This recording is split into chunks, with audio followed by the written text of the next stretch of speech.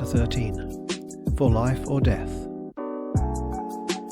No time had ever seemed so long to Colston as did the hour and a half which passed after the departure of Soudeikin until his return.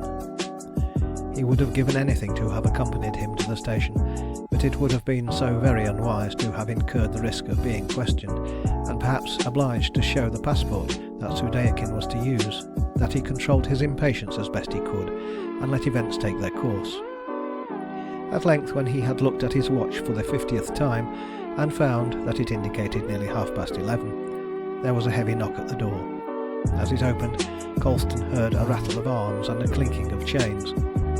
Then there was a sound of gruff guttural voices in the entrance hall, and the next moment the door of the room was thrown open, and Soudeikin walked in, followed by a young man in the uniform of a lieutenant of the line, and after them came two soldiers, to one of whom was handcuffed the Princess Ornovsky, and to the other Natasha.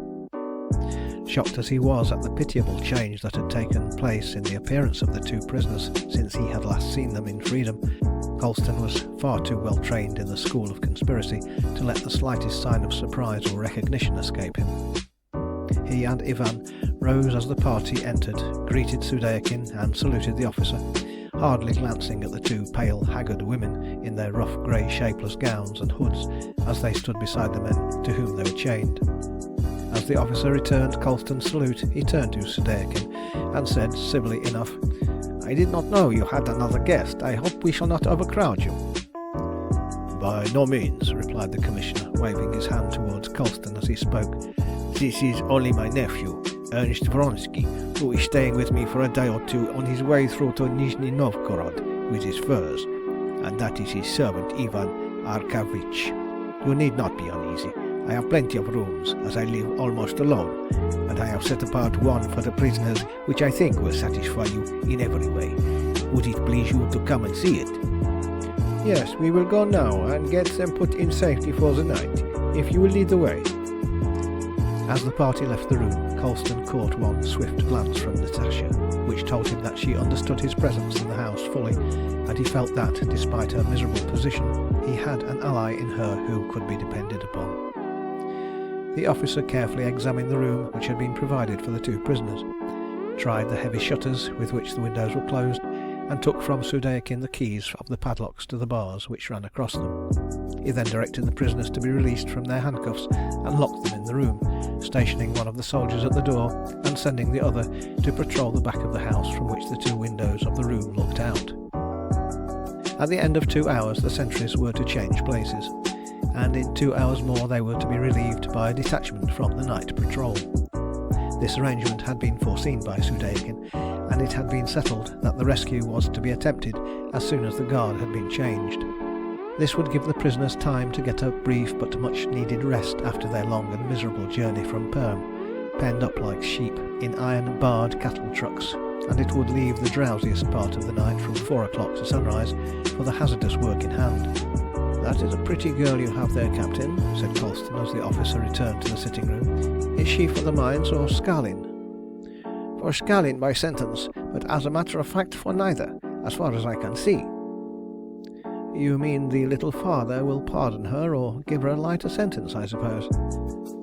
The officer grinned meaningly as he replied, "No, what? That is hardly likely. What I mean is that Captain Kharkov, who is in command of the convict train from here, has had instructions to convey her as comfortably as possible and with no more fatigue than is necessary to Chit in the Trans-Baikal, and that he is also charged with a letter from the governor of Perm to the governor of Chit.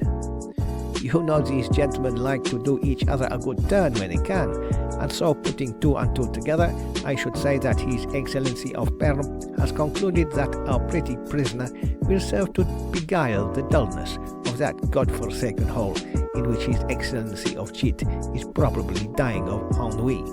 She will be more comfortable there than at Stalin, and it is a lucky thing for her that she has found favour in His Excellency's eyes." Colston could have shot the fellow where he sat leering across the table, but though his blood was at boiling point, he controlled himself sufficiently to make a reply after the same fashion, and soon after took his leave and retired for the night. At 4 o'clock the guard was changed. The new officer, after taking the keys, unlocked the door of the room in which Natasha and the princess were confined, and roused them up to satisfy himself that they were still in safe keeping. It was a brutal formality, but perfectly characteristic of Siberian officialism. The man who had been on guard so far joined the patrol and returned to the barracks, while the new officer made himself comfortable with a bottle of brandy, with which Sudeikin had obligingly provided him in the sitting room. It was a bitterly cold night, and he drank a couple of glasses of it in quick succession.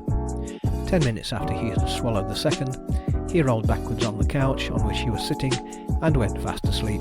A few moments later, he had ceased to breathe. Then the door opened softly, and Sudeikin and Colston slipped into the room. The former shook him by the shoulder.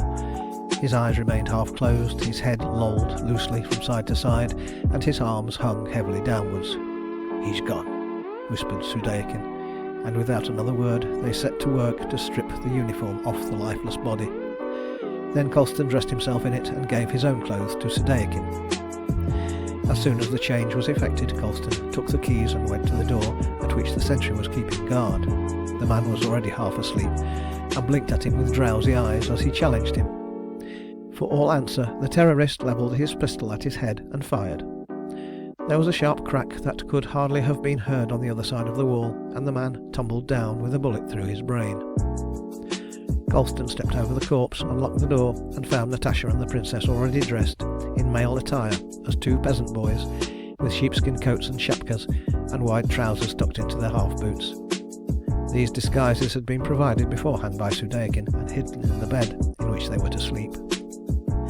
Colston grasped their hands in silence, and the three left the room. In the passage they found Ivan and Sudeikin, the former dressed in the uniform of the soldier who had been on guard outside the house, and whose half-stripped corpse was now lying buried in the snow. "Ready?" whispered Sudeikin. "Have you finished in there?" asked Colston, jerking his thumb towards the sitting room. Sudeikin nodded in reply, and the five left the house by the back door. It was then after 4:30. Fortunately, it was a dark, cloudy morning, and the streets of the town were utterly deserted. By ones and twos, they stole through the by-streets and lanes without meeting a soul, until Sudeikin at length stopped at a house on the eastern edge of the town, about a mile from the Tobolsk road. He tapped at one of the windows. The door was softly opened by an invisible hand, and they entered and passed through a dark passage and out into a stable yard behind the house. Under a shed they found a troika, or three-horse sleigh, with the horses ready harnessed, in charge of a man dressed as a mujik. They got in without a word, all but Sudeikin, who went to the horses' heads, while the other man went and opened the gates of the yard. The bells had been removed from the harness, and the horses' feet made no sound as Sudeikin led them out through the gate. Ivan took the reins, and Colston held out his hand from the sleigh. There was a roll of notes in it, and as he gave it to Sudeikin, he whispered, "Farewell. If we succeed, the master shall know how well you have done your part." Sudeikin took the money with a salute and a whispered farewell, and Ivan trotted the horses quietly down the lane and swung round into the road at the end of it.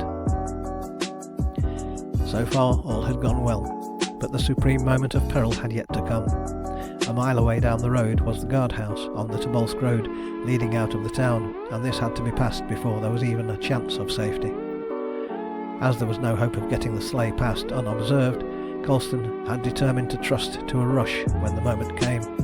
He had given Natasha and the princess a magazine pistol apiece, and held a brace in his own hands, so among them they had 100 shots. Ivan kept his horses at an easy trot till they were within 100 yards of the guardhouse. Then, at a sign from Colston, he suddenly lashed them into a gallop, and the sleigh dashed forward at a headlong speed, swept round the curve past the guardhouse, hurling one of the sentries on guard to the earth, and away out onto the Tobolsk road. The next instant the notes of a bugle rang out clear and shrill just as another sounded from the other end of the town. Colston at once guessed what had happened. The inspector of the patrols, in going his rounds, had called at Sudeikin's house to see if all was all right, and had discovered the tragedy that had taken place. He looked back and saw a body of Cossacks galloping down the main street towards the guardhouse, waving their lanterns and brandishing their spears above their heads. "Whip up, Ivan! They'll be on us in a couple of minutes!" he cried. And Ivan swung his long whip out over the horses' ears and shouted at them till they put their heads down and tore over the smooth snow in gallant style. By the time the race for life and death really began, they had a good mile start, and and as they had only 4 more to go, Ivan did not spare his cattle but plied whip and voice with a will till the trees whirled past in a continuous dark line, and the sleigh seemed to fly over the snow almost without touching it. Still the Cossacks gained on them yard by yard, till at the end of the 4th mile they were less than 300 yards behind. Then Colston leant over the back of the sleigh, and taking the best aim he could, sent half a dozen shots among them.